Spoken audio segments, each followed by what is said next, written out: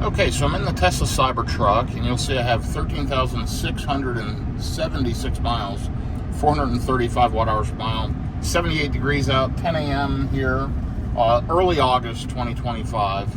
And I've had this Cybertruck about 8 months. I just got my service appointment set up, and actually today is the service appointment. When I say I just got it set up, I added in a couple little things to the appointment in the last week, but I set this appointment up several weeks ago when I was down in Port Aransas, Texas. I had gotten an error on the screen showing that the air compressor was overheated, and I was out in Port Aransas, and I had it in off-road mode. I had the suspension up, but I wasn't overworking it, and that kind of concerned me. You know, is the compressor going bad? Is there a ventilation issue? Is something going on? So I set up the appointment. Also, there was a plastic clip on the driver's door around the door seal that was supposed to be removed the last service visit, and I think they forgot it. It was from when the car was new. They just didn't cut that clip, and I don't want to cut it. So, super minor stuff. The car's running fine. I've had no real issues with this Cybertruck.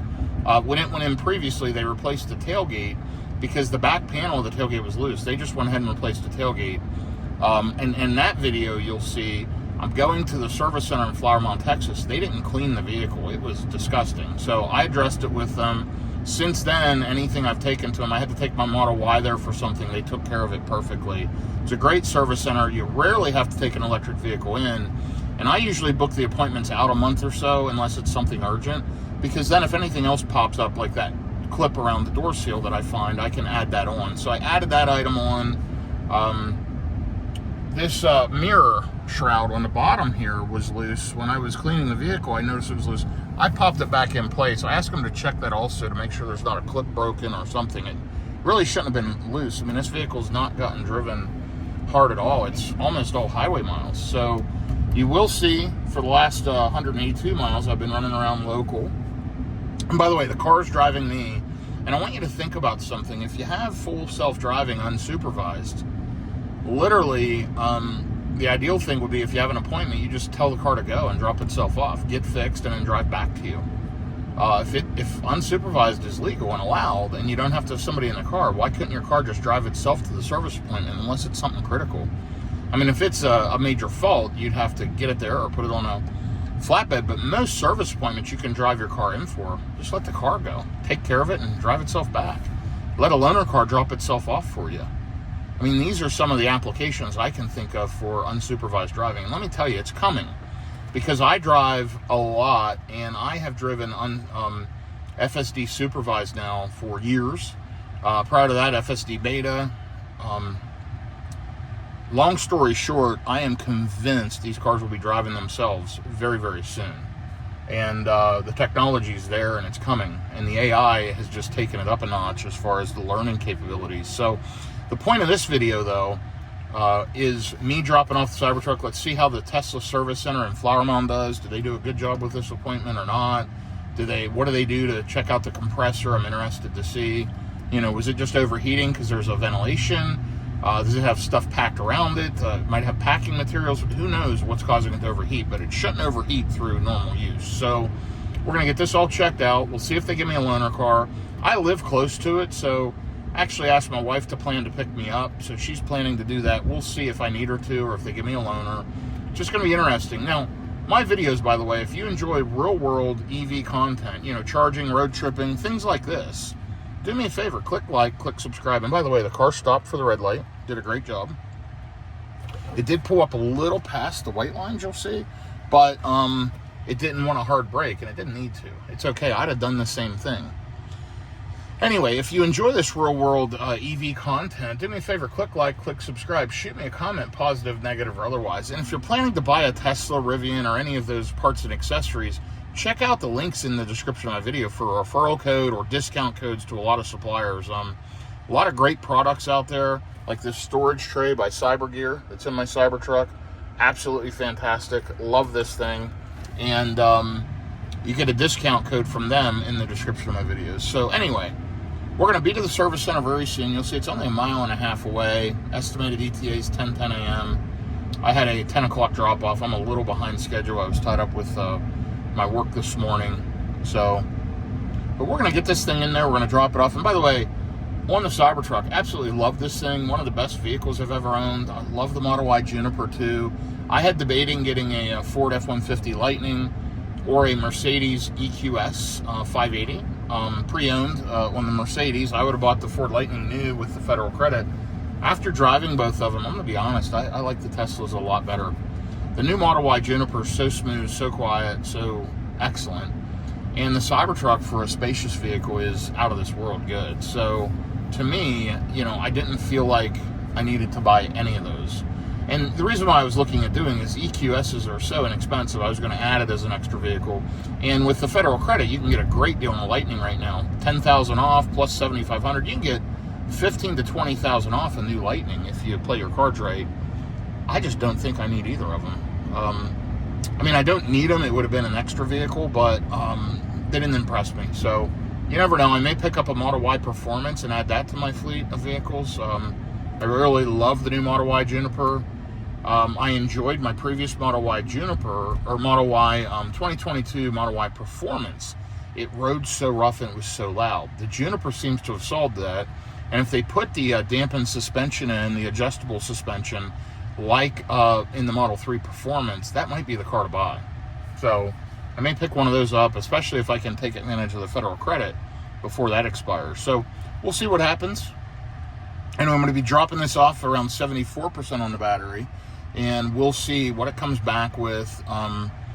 It'll be interesting to see how Flower Mound handles the service. These are minor items, and will they get it done same day? Will it take several days? I've got a trip coming up this week to Tulsa, Oklahoma, and I'm either going to take the Juniper or the Cybertruck, and I haven't decided, but I'm going to take one of them, and yeah, it's going to be interesting. I'm kind of leaning towards the Cybertruck just because I haven't taken it on a trip in a while. And the Juniper, I've only had it 3 months and it's got 9,000 miles. The Cybertruck I've had 8 months and it only has 14,000. So I'm thinking spread the miles and put them on the truck. But let's see here. I'm going to go ahead and take over, I believe. Yeah, I am. It's going to turn in the right spot, but then it wants to go left. You know what? That might be correct. No, it's going to go through this. It's going to want to go through this Valvoline parking lot. I don't need to do that because what I can do is go straight ahead and turn left into service.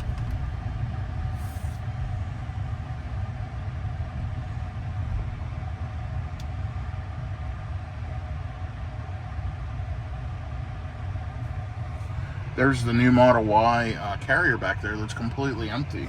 Has no vehicles in it, and you'll see this is still under some construction. But what you do is you just pull into the service bay here. Looks like they're doing landscaping there. This is a brand new service center. It's absolutely fantastic. So let me go ahead and pull in, check in with the service team, and they're over here at the desks. Anyway, I'm gonna pull in, and I'll be back with you here momentarily. Dropping off with 13,679 miles. Let's see, it pops up here on service tips. Open your Tesla app, stay updated, review your service summary, and pickup. I'm going to go in the Tesla app, I'm going to check in, and I'll update you here soon on this whole repair process. So here I am in my loaner car. I just dropped off the Cybertruck. While I did, 5 other Teslas came in and were dropping off. They gave me 26% on the battery. They offered to charge it at their supercharger for 10 or 15 minutes. And I have free supercharging from them. I told them, don't worry about it. I'm going to take it home. I'm only, 5-10 minutes from here, and I'll plug it in. So, however, you'll notice this is a Cyber Beast. Notice the Alcantara, whatever you call it, dash. This nice textured dash. It's got the white interior. Definitely some upgrades over my Cybertruck. And let's check out the modes here. We've got, let's see, dynamics. We have beast mode. Launch is available. Learn more. To launch, press and hold the brake with the left foot, press and hold the accelerator, ready to launch, and then release the brake. So 2 pedal. So pretty cool.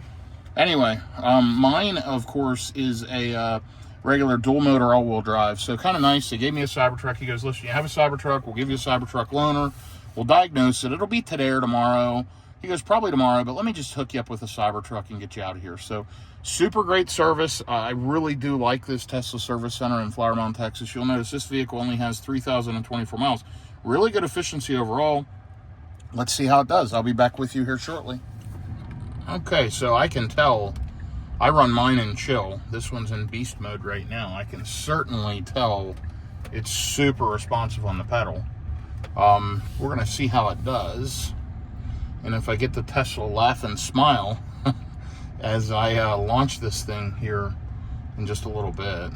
And I may not do a 2-pedal launch, but just slamming the accelerator to the floor will give me a pretty good feel for the power of the Cyber Beast. I have drove a Cyber Beast before.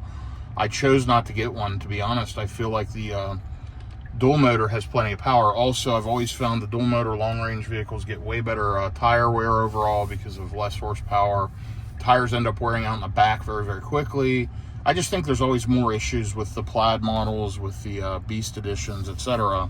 So I am perfectly comfortable and happy with the one I chose.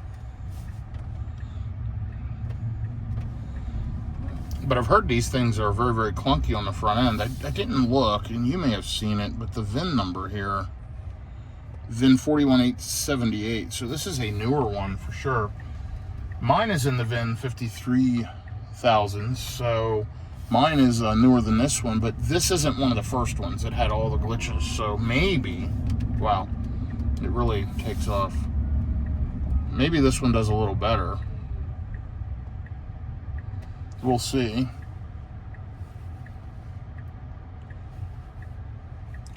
So it's reminding me about FSD. Tire pressures are low. They're running them way low. Definitely gives it better ride comfort, but those are super, super low.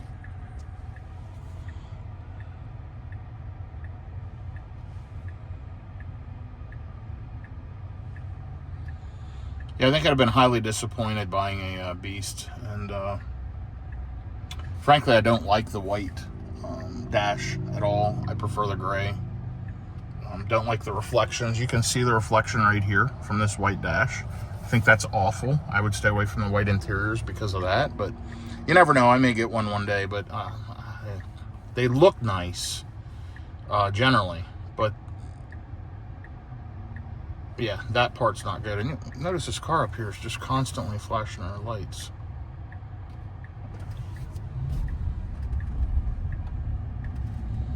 Not sure why. Wow. Did you hear it squeal in the tires? I sure did. This thing is sickeningly fast.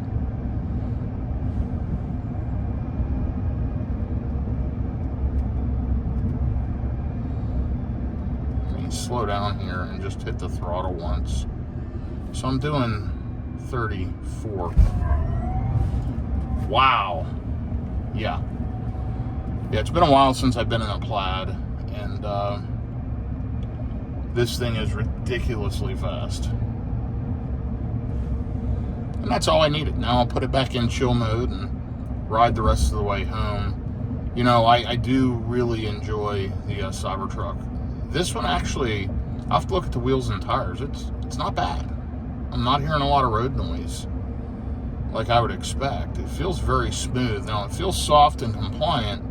I'm sure a lot of that has to do with the tires being underinflated.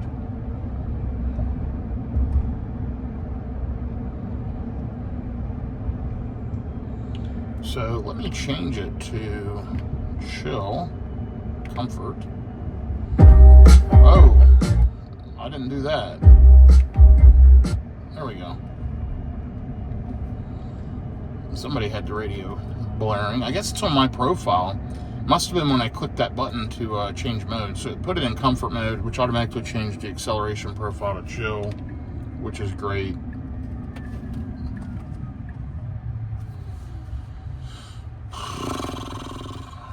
So, yeah, this one's got good efficiency too. I mean, really decent overall. I'm sure this is driven mostly around town. I mean, it's in the DFW area.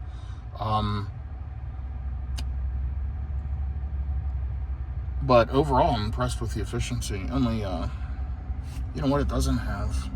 Odometer. Oh, there it is. Lifetime. Okay. 3,026 miles, like I thought. Tell you what, I absolutely love the Cybertrucks. I think they're great vehicles.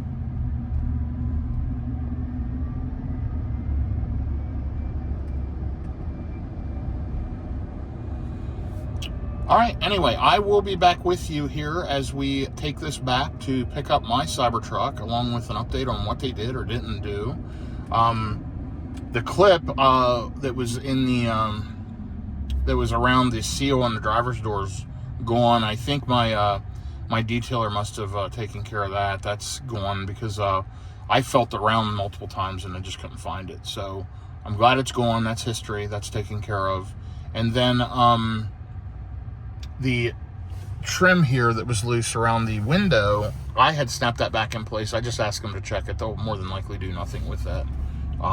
But it's worth asking them in case it falls off in the future. I reported it. And then the main thing is the compressor, which they have to do diagnostics and testing and whatever. And they may or may not replace it. We'll see what happens. But it was worth dropping it off. It costs nothing to do that other than just a little bit of time. And I've been on phone calls for part of it. So no big deal. Okay.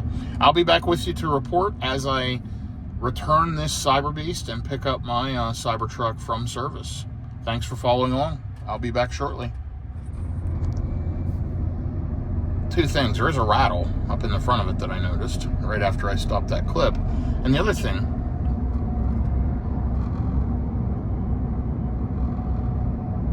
there's the rattle. The other thing is that, yeah, that's pretty bad. That would be annoying.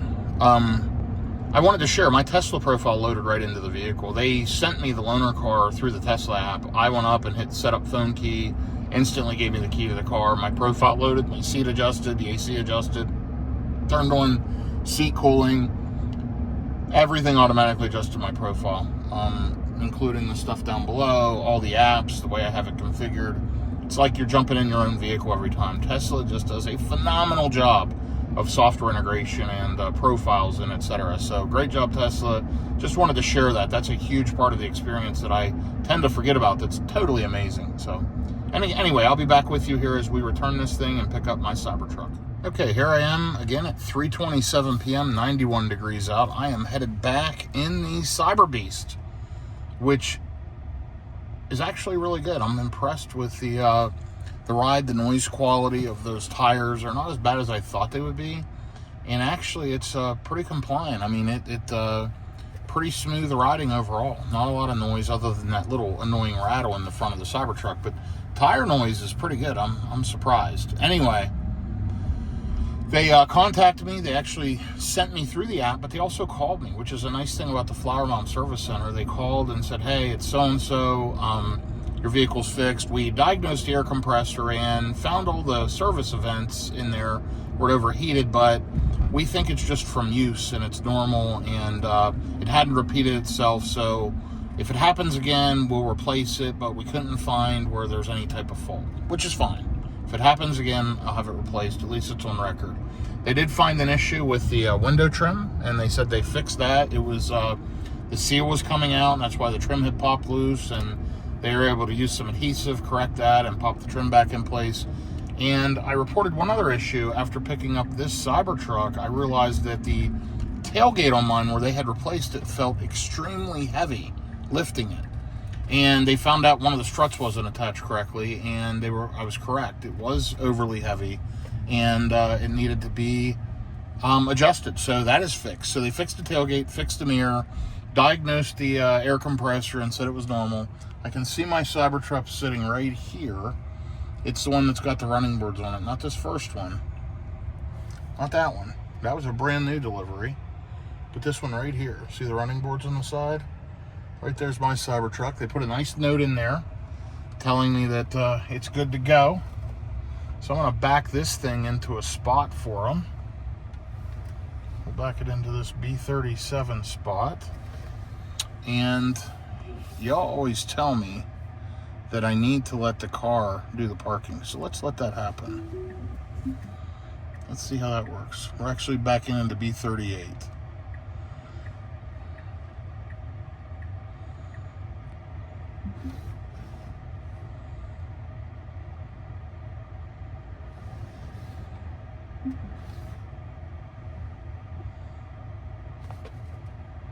I'm not doing anything, as you can see. This vehicle is totally self-parking.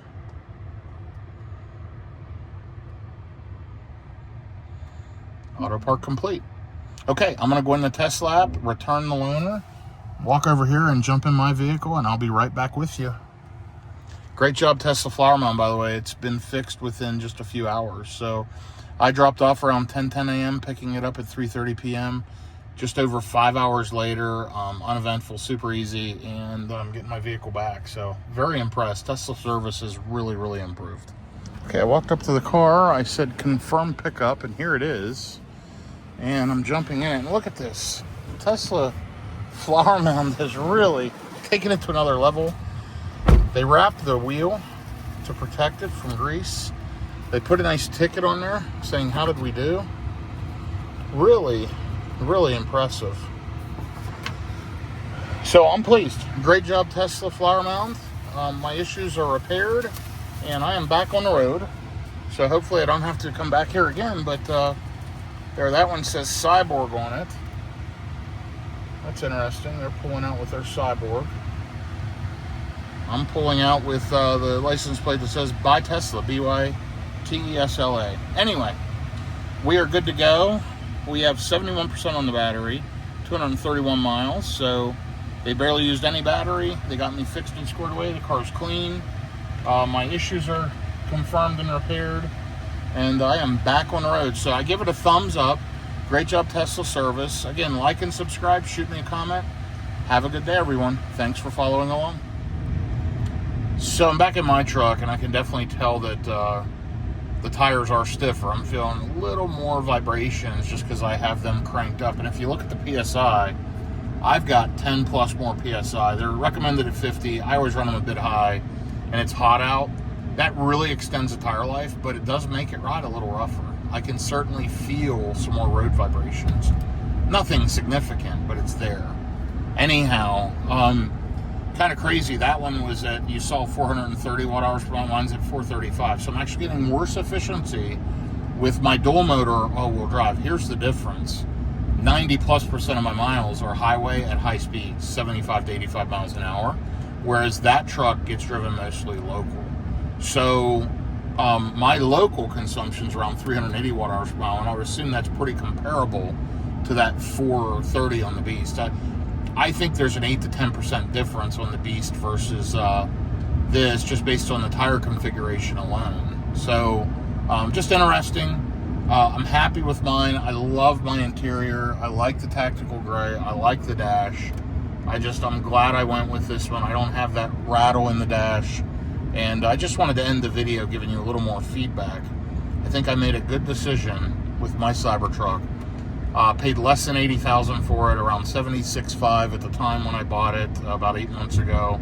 And I'm very pleased with that. And one of the best vehicles I've ever owned, and pleased with the price and pleased with the vehicle. I'm debating taking this or the Juniper to Tulsa, Oklahoma this week. Let me know your feedback if you've watched this video all along. Which vehicle do you want to see more videos on?